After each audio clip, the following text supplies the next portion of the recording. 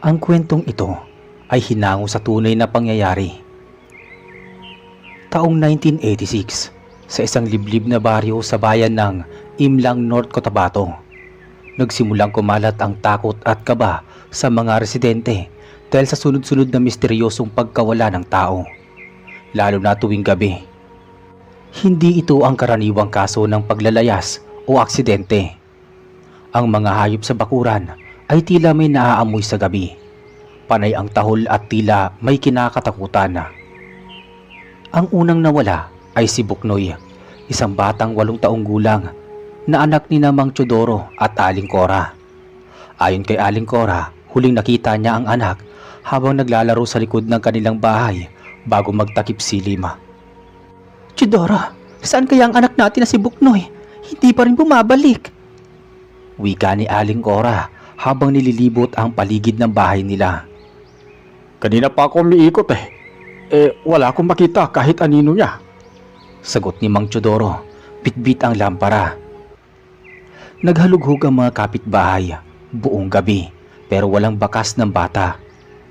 Kinabukasan, natagpuan ang damit ni Buknoy sa ilalim ng punong mangga. Duguan, wala ang katawan. Dito na nagsimulang maniwala ang mga taga-baryo na may nilalang na kumikilos sa dilim. Hindi ito ang unang beses na may nawala sa baryo, pero ito ang unang bata. Ilang araw lang ang lumipas, isa na namang insidente ang nangyari. Si Lisa, isang dalagang kakatapos lang maglaba sa may ilog, ay muntik nang mapasama. Tumatakbo sa damuhan, Mang Teodoro. Malaking hayop, parang baboy pero ang laki. Tapos biglang nagbago ang anyo niya. Sigaw ni Lisa habang nanginginig. Pinatahimik siya ng mga matatanda. Huwag kang mag-alala, baka marinig ka ng aswang. Bulong ng isa sa mga kapitbahay. Ilang araw pa, halos gabi-gabi na ang pag-atake. Hindi lahat ay nawawala pero kadalasan may natatagpo ang mga hayop na gutay-gutay at may amoy ng lansa na naiwan sa paligid. Dito na lumitaw si Paking. Isa siyang ermitanyong nakatira sa paanan ng bundok. Ilang kilometro ang layo sa baryo. Hindi siya kilala ng karamihan dahil bihira itong bumaba sa kabayanan. Ngunit ang mga matatanda ay may alam tungkol sa kanya. Isang dating albularyo na nagbagong buhay at piniling mamuhay ng mag-isa. Palagi may hawak na tungkod si Paking. Gawa sa matigas na kahoy at may ukit na hindi mapaliwanag. Isang gabi, habang ang mga tao sa baryo ay nagkukulong sa bahay at nagkakandado ng pinto, may nakita si Mang Teodoro sa labas ng kanilang bakuran. Isang matandang lalaking may hawak na tungkod, palakad-lakad sa dilim. Teka, sino yon? Tanong ni Mang Teodoro sa kanyang sarili habang sinisilip mula sa bintana. Nang lumapit siya, doon niya nakilala ang ermitanyong si Paking. Huwag kayong matakot. Nandito ako para tulungan kayo. Kapaking, kayo nga ba yan? Akala ko matagal na kayong wala sa bayan. Ani ni Mang Teodoro. Alam ko may tungkulin ako. May mga halimaw na matagal nang nagtatago rito. Panahon na para ilabas sila. Nag-ikot si Tandang Paking sa buong baryo kinagabihan. Habang karamihan ay natutulog o nagtatago, siya'y tahimik na naglalakad gamit ang tungkod bilang sandata. May mga nilalagay siyang abo sa paligid ng bahay at may inuusal na panalangin sa wikang hindi maintindihan ng mga tao. Bakit siya may dinidikit sa pinto natin? Tanong ng isa sa mga kapitbahay. Pangontra daw iyan, anak. Huwag kang maingay, baka bumalik yung hayop na nakita mo rati. Sagot ni Aling Cora. Makalipas ang ilang gabi ng katahimikan, muli na namang may narinig na kaguluhan sa kabilang dulo ng baryo. Isang malalakas na sigaw at kalabog ang yumanig sa gabi. Pumunta doon si Tandang Paking, bitbit ang kanyang tungkod. Pagdating niya, tumambad sa kanya ang isang malaking itim na baboy na tila naglalaway at ang mata ay pulang-pula. Nang makita siya ng halimaw, agad itong sumugod. Ngunit bago pa man ito makalapit, hinampas ni Tandang Paking ang tungkod sa lupa. May pumutok na tunog at biglang sumiklab ang apoy sa paligid ng baboy. Atras! Sigaw ni Tandang Paking. Ang halimaw ay nagbago ng anyo. Mula sa baboy, naging isang matandang babae na may mahabang buhok at baluktot na paa. Humagulgol ito sa sakit habang sinasambit ang mga salitang hindi maintindihan. Hindi mo na ako maluloko. Lalong-lalo na ang mga tao rito. Tama na.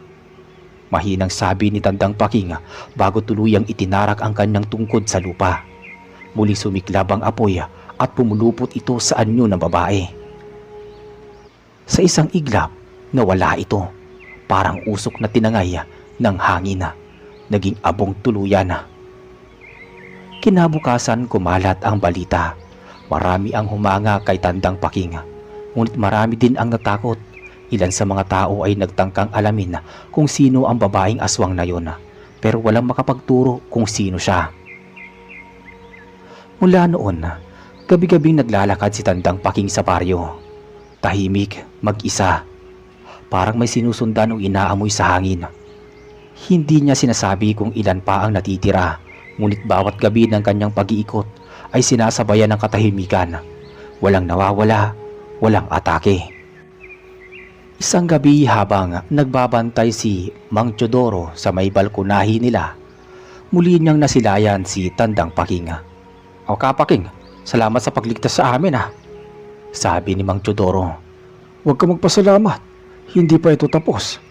Sagot ni Paking habang palayo ng palayo sa kadiliman. At sa kabila ng lahat, may usap-usapan pa ring hindi lahat ng aswang ay napatay. May ilan pa raw na nagtatago, naghihintay ng tamang oras para muling umatake. Pagkalipas ng ilang gabi, tila nagiging kalmado na muli ang paligid. Ang mga tao ay unti-unti nang bumabalik sa normal nilang pamumuhay. Si Mang Teodoro ay nagsimulang magbungkal muli ng lupa sa may taniman. Samantalang si Aling Cora ay balik sa pagtitinda ng kakanina sa gilid ng kalsada. Si Lisa na may muling nagpupunta sa ilog upang maglaba. Pero sa kabila ng tila katahimikan, may mga gabi pa ring nagigising ang ilan dahil sa malakas na tahol ng mga aso. Nanay, may humahagis-bis na figura kanina sa tapat ng bintana. Bulong ni Lisa habang nakasilip sa kurtina. Tumikit ka lang sa akin, anak. Huwag mong pansinin. Basta may langis tayo na nasa pintuan at mga dahon ng saging na nasa bintana. Hindi yan makakapasok. Sagot ni Aling Cora bagamat halata sa muka ang takot. Kinabukasan pumunta si Mang Teodoro sa paanan ng bundok kung saan naninirahan si Tandang Paking. Bitbit nito ang isang bayong na may lamang prutas at ilang tuyong isda. "Kapaking, nais ko lang pong magpasalamat sa tulong nyo sa amin. At sana tulungan nyo pa rin kami." Lumabas si Tandang Paking mula sa maliit ng kubong yari sa kawayan. Tahimik siyang nakatingin habang nakasandal ang tungkod sa kanyang balikat. "Oh, Teodoro, ikaw pala yan.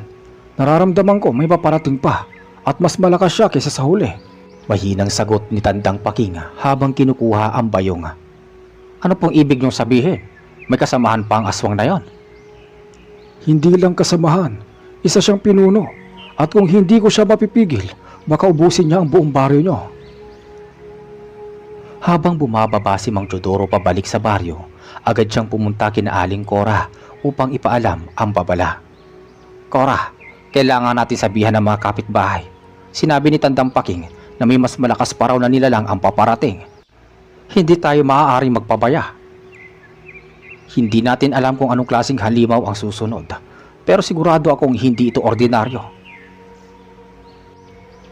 Nag-ikot sila sa mga kapitbahay upang paalalahanan ang mga to.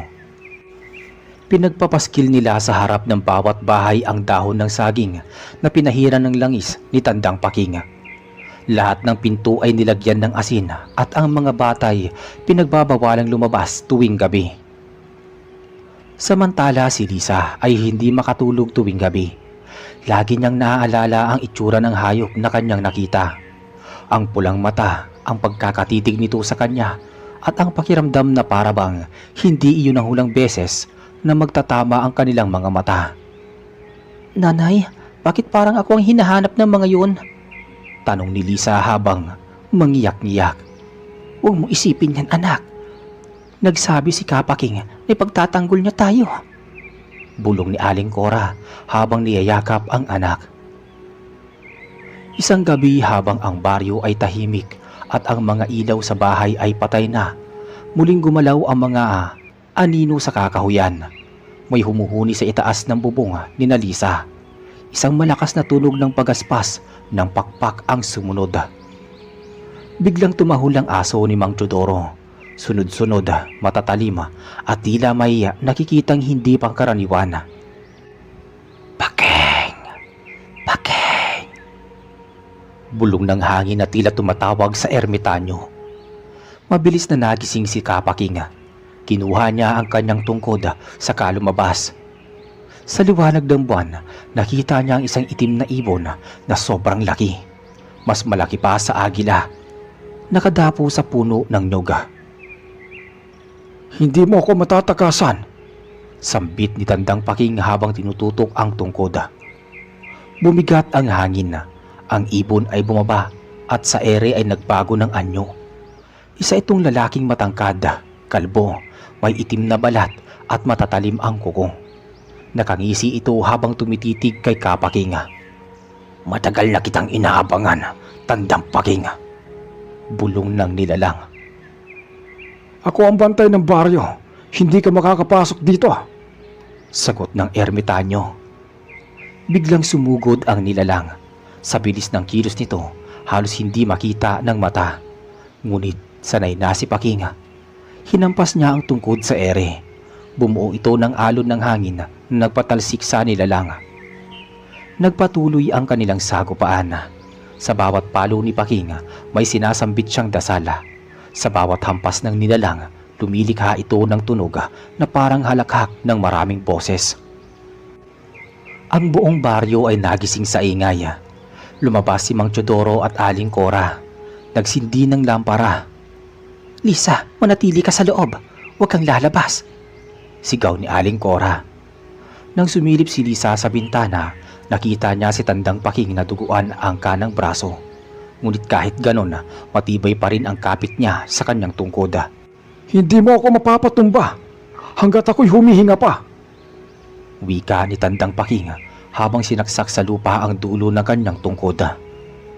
Mula doon ay lumabas ang liwanag, kulay bughaw, mainit at pumalibot sa nilalang. Napasigaw ito sa sakit, tila nawawala ang balat nito. At lumalabas ang tunay na anyo. Isang nilalang na kalahating hayop, kalahating tao. May sungay sa ulo at mata na walang puti. "Huwag mo kong ibalik sa ilalim," sigaw ng nilalang. Sa ilalim ka nga dapat babalik kung saan ka nararapat. Sagot ni Tandang Paking habang humahakbang paabante. Sa huling hampas ng tungkod, lumiwanag ang paligid. Muling umihip ang malakas na hangin at dinala ang alikabok ng katawan ng nilalang papalayo sa baryo. Tumahimik ang paligid.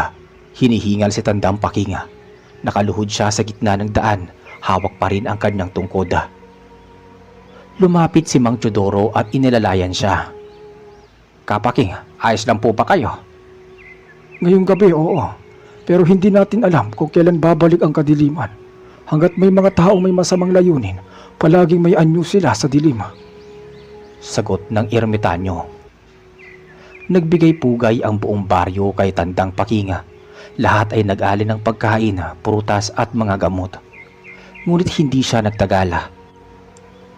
Makalipas ang ilang araw, muling nawala si Tandang Paking sa baryo. Si Tandang Paking po ba ibabalik pa? Tanong ni Lisa kay Mang Teodoro. Hindi natin alam. Pero kung kailangan natin siya, babalik siya. Sapagkat siya ang ermitanyong gumagala tuwing gabi sa baryo. Makalipas ang 3 araw matapos ang matinding labanan, naging abala ang mga taga-baryo sa pag-aayos ng mga nasira sa paligid. Ang ilang bahay na naapektuhan ng lakas ng hangin at apoy ay muling itinayo. Ngunit kahit na tahimik ang gabi, hindi pa rin tuluyang bumabalik ang kumpiyansa ng mga tao. Si Lisa ay palaging tulala. Madalas napapatingin sa bintana tuwing gabi. Sa kanyang isipan, paulit-ulit ang itsura ng nilalang na may mata ng usok at katawan ng hayop. Sa tuwing maririnig ang huni ng kwago, Kinikilabutan siya. Lisa, kumain ka na muna. Tawag ni Aling Cora habang nag-aayos ng hapagkainan. Parang hindi pa ako gutom, Nay. Sagot naman ni Lisa. Lumapit si Aling Cora sa anak at hinaplos ang ulo nito. Huwag mong isipin yon masyado. Tapos na, ligtas na tayo. Pero Nay, si Tandang Paking, hindi natin alam kung nasaan siya. Paano kung bumalik ang mas malakas pa? Mahina niyang sagot. Kung babalik man sila, babalik din si Kapaking. Sagot ni Aling Cora. Samantala sa kabilang panig ng kagubatan, isang matandang lalaki ang gumagawa ng mga palatandaan gamit ang uling at abo sa mga punong kahoy. Si Tandang Paking, tahimik siyang naglalagay ng markang bilog sa mga may 3 tuldok sa gitna. Sa gabi ring iyon, isang hindi pangkaraniwang lamig ang bumalot sa baryo. Ang mga ilaw sa poste ay nagsimulang pumikit-pikit at ang mga hayop sa bakuran ay nag-ingay. May narinig na tila pagaspas ng pakpak pero walang nakikitang ibon. Sa likod ng mga bahay, parang may gumagapang na isang nilalang na mahaba. Si Mang Teodoro habang nagbabantay sa labas ng bahay nila ay may naramdamang mabigat na presensya. "Cora, isarado mo lahat ng bintana. Magsindi ka ng kandila." Sigaw niya habang binubuksan ang kanilang aparador upang kunin ang langis na ibinigay ni Tandang Paking noon. Nagtipo ng ilang kalalakihan sa harap ng bahay ni Mang Teodoro. Hawak ang itak at sulo. Isa sa kanila ay si Lino, ang pamangkin ni Mang Teodoro. Bakit parang may kakaiba sa hangin ngayon, Tito? Tanong ni Lino habang lumilingon sa paligid. "May gumagalaw sa dilim. Tila may gustong sumubok muli." Sagot ni Mang Teodoro.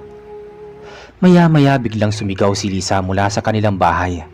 Tumakbo si Aling Cora paakyat. Nay, may itim sa bintana.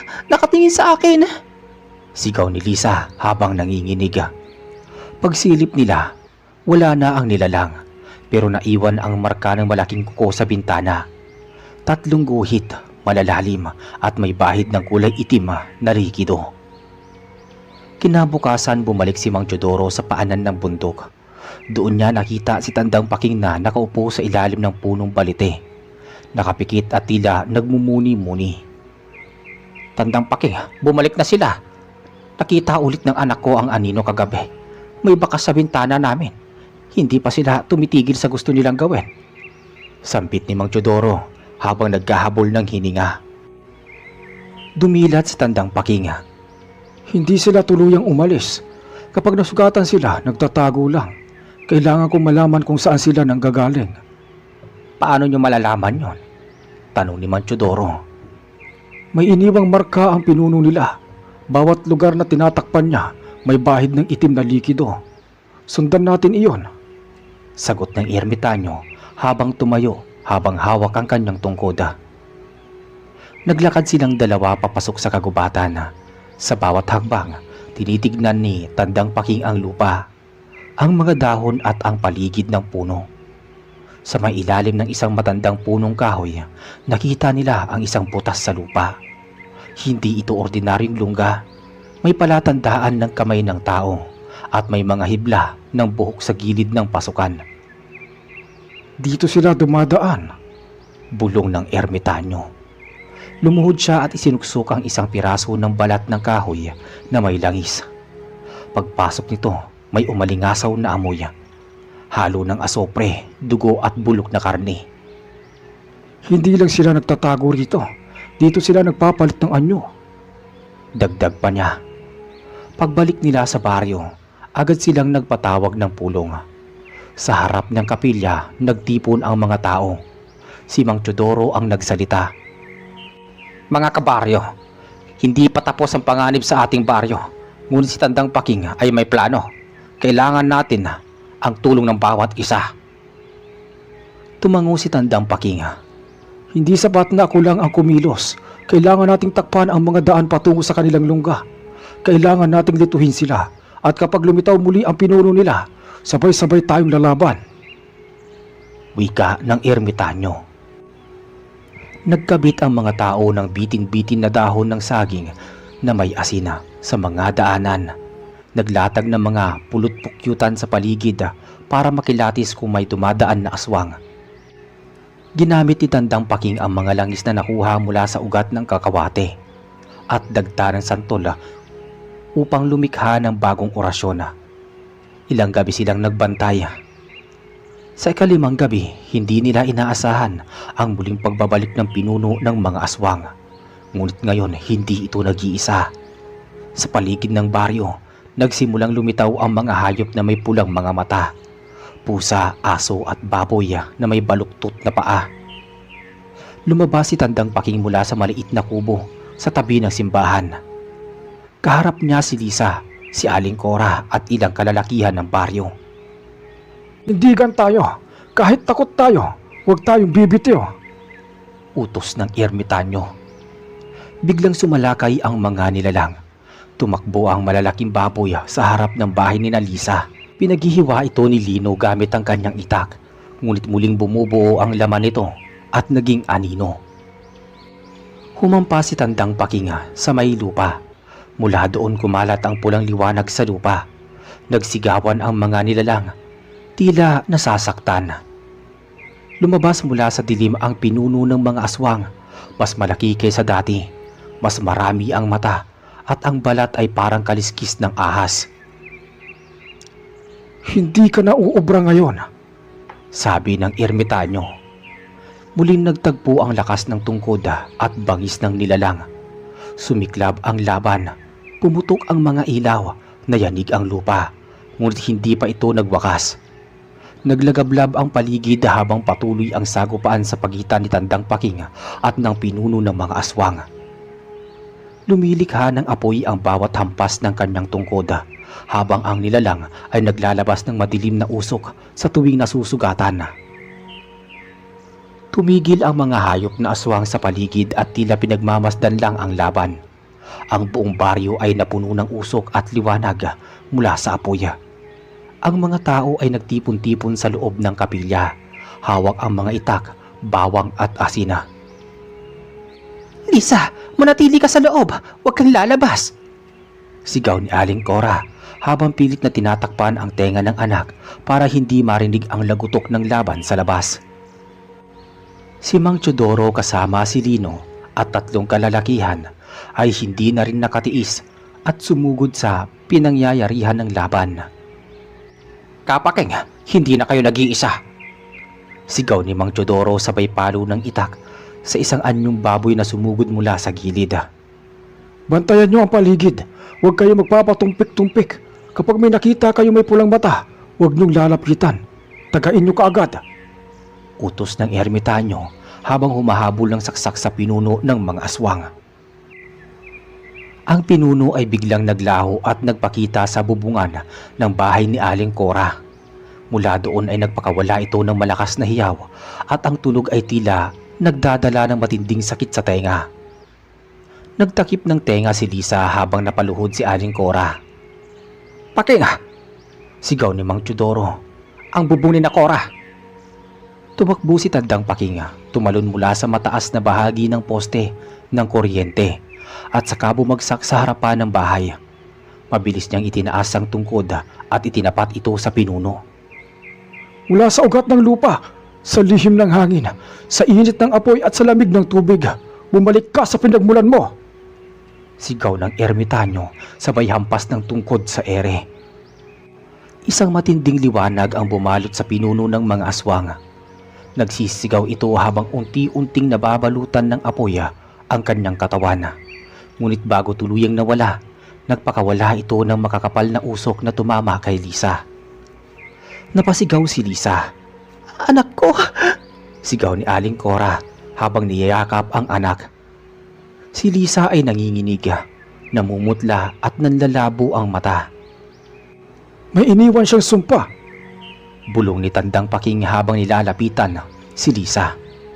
Kapaking, ano nangyayari sa anak ko? Tanong ni Aling Cora.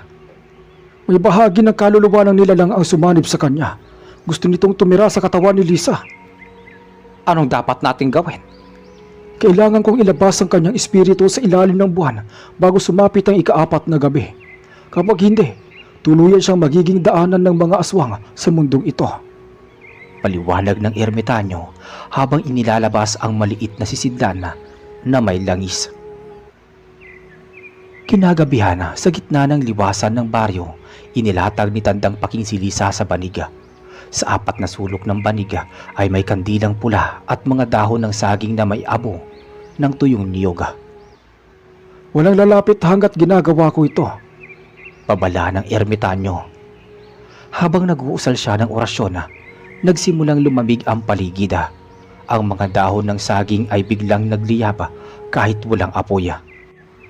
Umiikot sa hangin ang abo. Si Lisa ay nakikikisay at sumisigaw pero hindi siya gumigising. Lisa, anak ko! Gigisingin mo ang anak ko! Tandang Paking! Iyak ni Aling Cora. Ang gagalawin, Cora. Kapag pinigilan mo ang proseso baka hindi na siya makabalik. Sabi ni Mang Teodoro habang inaalo si Aling Cora. Patuloy ang pag-usal ni Tandang Paking sa kanyang palad. Tumutulo ang sariling dugo at hinahayaang bumagsak sa noo ni Lisa. Biglang lumiwanag ang kanyang tungkod sa ere at lumitaw ang anino ng nilalang na nakita nila dati. Ngunit ngayon ay mas maliit, parang wala ng lakas.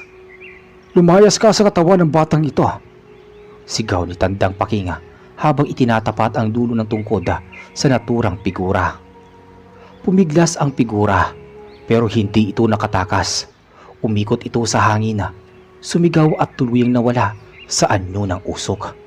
Maya-maya pa, muling humupa ang hangin. Natapos ang orasyon, huminga ng malalim si Tandang Paking at napaupo sa gilid. Si Lisa ay dahan-dahang dumilat at sabay sabi na nga, Nay! Anak, salamat naman! Salamat! Yakap ni Aling Cora ang anak habang halos hindi na makapagsalita sa sobrang tuwa. Muling bumalik ang katahimikan sa baryo pero alam ng lahat na hindi sila pwedeng magpakampante. Napagtanto nila na hindi sapat ang panalangin at bawang. Kailangan nila ng pagkakaisa, tapang at pananalig. Makalipas ang ilang linggo, muling bumalik si Tandang Paking sa kanyang kubo sa paanan ng bundok. Isang hapon, dumalaw sina Mang Teodoro at Aling Cora at Lisa. Kapaking, hindi namin alam kung paano kami magpapasalamat sa iyo. Sabi ni Mang Teodoro. Hindi nyo kailangan magpasalamat. Ginawa ko lang ang tungkulin ko. Kapaking, pwede po ba akong matuto? Tanong ni Lisa habang hawak ang isang dahon ng banaba. Tumingin si Tandang Paking kay Lisa. Hindi basta-basta ang daanang yan. Pero kung gusto mong matutunan, magbantay ka muna sa paligid. Matuto ka sa mga mata, sa pakiramdam at sa pananahimik.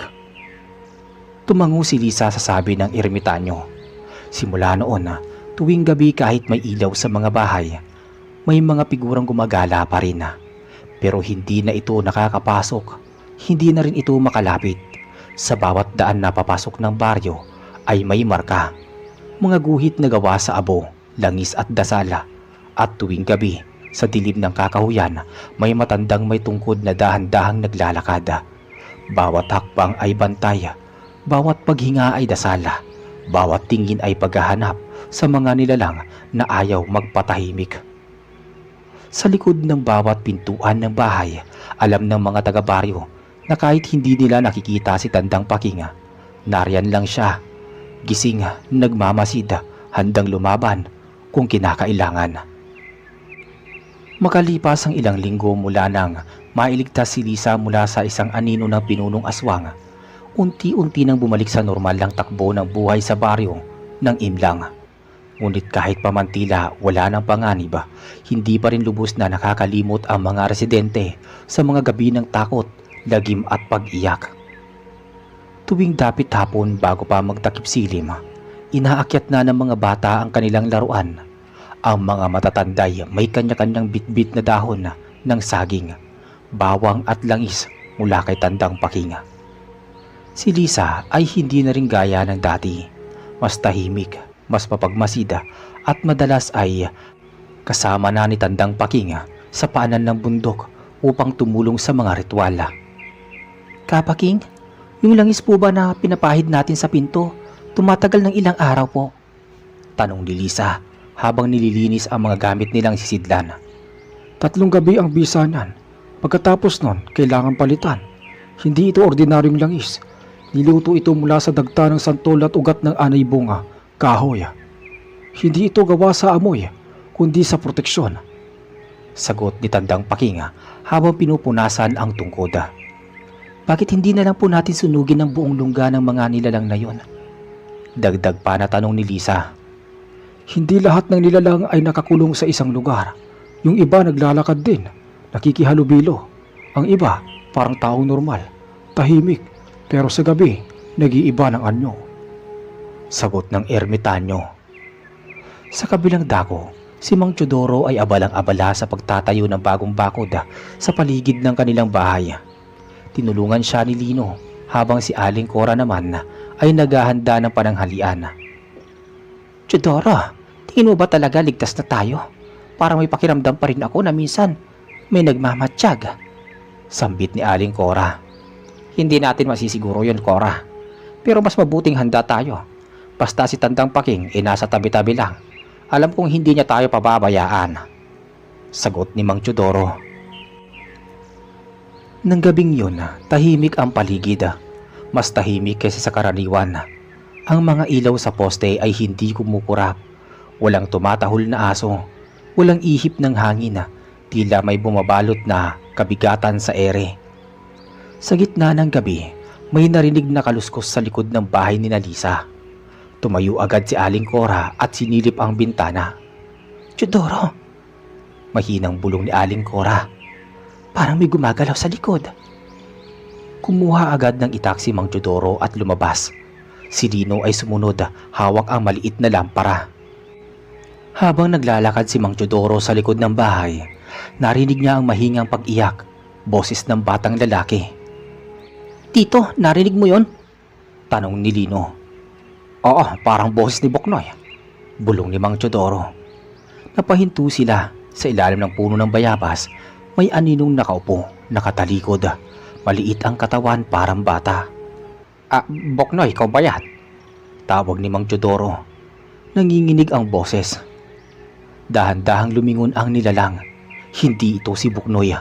Ang mukha nito ay mapula, walang mata, at ang bibig ay umabot hanggang pisngi. Biglang tumayo at tumakbo papunta sa kanila. Takbo! Sigaw ni Lino habang itintulak si Mang Teodoro papalayo. Biglang lumitaw si Tandang Paking mula sa gilid. Itinaas ang kanyang tungkod at saka pinagsalubong ito sa lupa. Mula sa ilalim ay lumabas ang apoy na pumalot sa nilalang.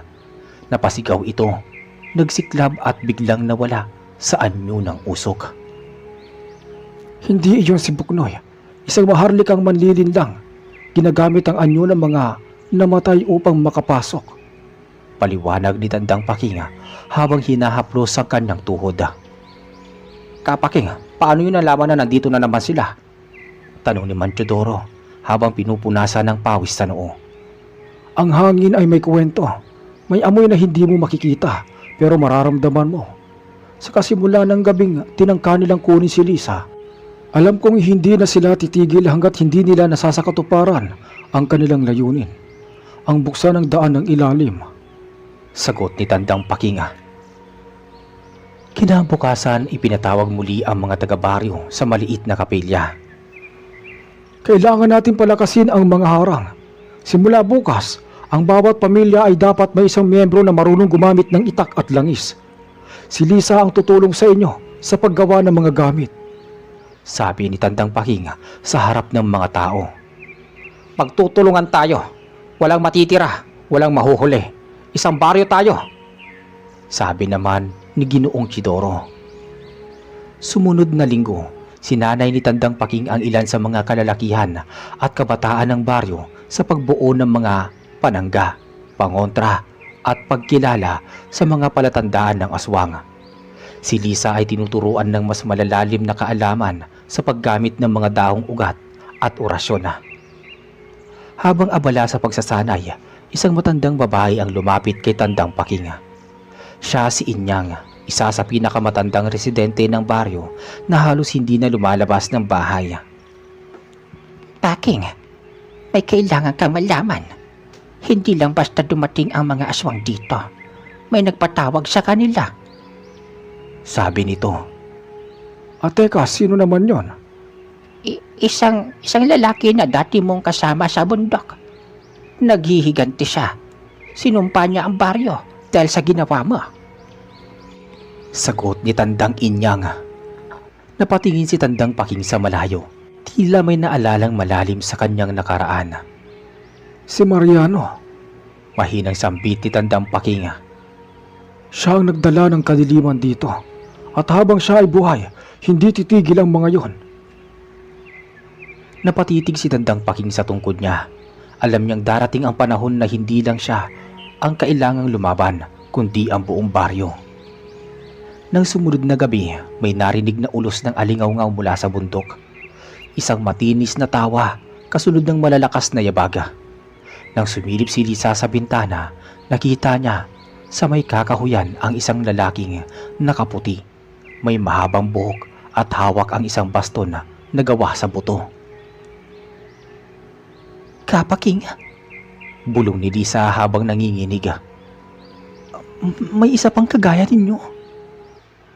Tumayo si Tandang Paking, humawak sa kanyang tungkod at tinignan ang langit. Ang buwan ay bilog, maliwanag at kulay pula. Panahon na. Wika ng ermitanyo. At sa gabing iyon, muling gumalaw ang mga figura, ngunit hindi sila haharap sa iisang ermitanyo lang. Haharapin nila ang baryong hindi natakot, kundi buo at handa at may lakas ng loob. Mula sa gilid ng kakahuyan, tuluyan nang lumabas ang lalaking tinutukoy ni Inyang, si Mariano. Nakaputi ito, payat, nangingitim ang balat at nakasuot ng kwintas na gawa sa ngipin ng tao. Sa kanyang kamay, hawak niya ang baston na tila buto ng hayop. Tumigil si Mariano sa gitna ng daan at tumingin sa langit. Kamusta, Paking? Ngayon natin itutuloy ang naudlot nating tunggalian. Aniya sa malamig na boses. Lumabas si Tandang Paking mula sa isang figura ng mga punong kahoy. Tahimik siyang lumalakad, hawak ang kanyang tungkod at sa kanyang muka bakas ang matagal ng pagtitiis. Dapat noon pa ay tinapos ko na ang sumpang ito, Mariano. Pero mas pinili kong manahimik. Pero ngayon, wala na akong dahilan para palampasin ka. Pinagkaitan mo ko ng kapangyarihan. Ginawa mo akong walang silbi. Kaya isinumpa ko ang buong baryong ito. Lahat ng yan ay tatamaan ng puot ko. Sigaw ni Mariano, sabay itinarak ang baston sa lupa. Mula sa kanyang paligid, nagsilabasan ang mga aninong walang mata, mahaba ang kuko at gumagapang sa lupa na parang mga ahas. Sumigaw si Tandang Paking. Mang Teodoro, ilikas mo ang mga tao. Lisa, dalhin mo si Cora sa may simbahan. Diyan kayo ligtas. Anong gagawin ninyo, Kapaking? Tanong ni Lisa, bakas ang takot sa muka. Haharapin ko ang kasaysayang dapat nang isinara. Sagot ni Tandang Ermitanyo, sabay palo ng tungkod sa lupa. Pumutok ang liwanag sa paanan ng bundok. Ang mga nilalang ni Mariano ay napatras, pero hindi tumigil sa paglusob. Lumipad ang ilan sa kanila patungong baryo, kaya't sabay-sabay ding sumugod ang mga kalalakihan.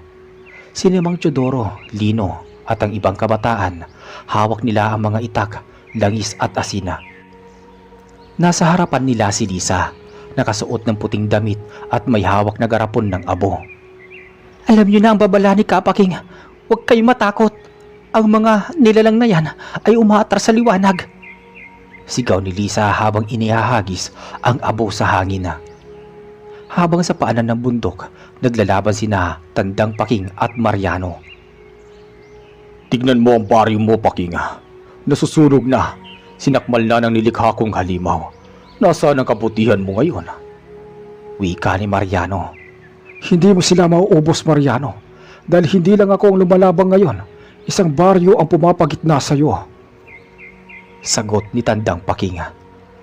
Nagpalitan sila ng saksak ng liwanag at usok. Umuuga ang lupa. Nagdilim ang paligid, umikot ang hangin. Pumunit ng gabi ang kanilang sigawan. Sa huli, nagawa ni Tandang Paking na maitulak si Mariano sa mismong hukay na dati nilang ginamit para sa mga ritual. Tumakbo siya at itinarak ang kanyang tungkod sa gitna ng hukay. Sa ngalan ng mga espiritong banal, isinasarado ko ang daanang ito. Sigaw ni Tandang Paking. Isang matinding lindol ang sumunod. Nagliyab ang buong hukay at nahablot ng liwanag na parang araw. Nagsigawan ang mga nilalang ni Mariano. Nagsitakbo pa atras at unti-unting naglaho. Si Mariano ay napasigawa. Bago tuluyang nilamon ng apoy at sinarado ng lupa ang kanyang katawan. Pagkaraan ng ilang oras, tuluyan nang bumalik ang katahimikan sa baryo. Ang hangin ay lumamig, ang langit ay luminaw, at ang buwan ay bumalik sa normal nitong liwanag. Dumating sina Mang Teodoro at Lisa sa pinangyarihan ng labanan. Duguan si Kapaking. Nakaupo sa isang bato, hawak pa rin ang kanyang tungkod. Tandang Paking, ayos lang po ba kayo? Tanong ni Lisa habang lumuhod sa tabi niya. Hindi na babalik si Mariano. Pero tandaan ninyo, hindi sa akin nagmula ang pagtatagumpay na ito, kundi sa tapang ninyong lahat. Kapaking, hindi pa po ba kayo aalis? Tanong ni Mang Teodoro. Hindi na ako kailangan dito.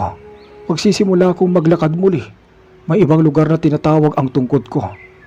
Sagot ni Tandang Paking. Lumapit si Aling Cora, niyakap si Lisa at sabay silang tumango kay Tandang Paking bilang pasasalamat. Bago umalis ang ermitanyo, ibinigay niya ang maliit na sisidlan ng langis kay Lisa. Alagaan mo ito. Kapag naramdaman mong may panganib, gamitin mo. Ikaw ang magiging tagapagbantay ng baryo nyo. At sa huling gabi ng kanyang pananatili, tahimik na lumisan ang ermitanyo. Wala nang nakakakita sa kanya simula noon.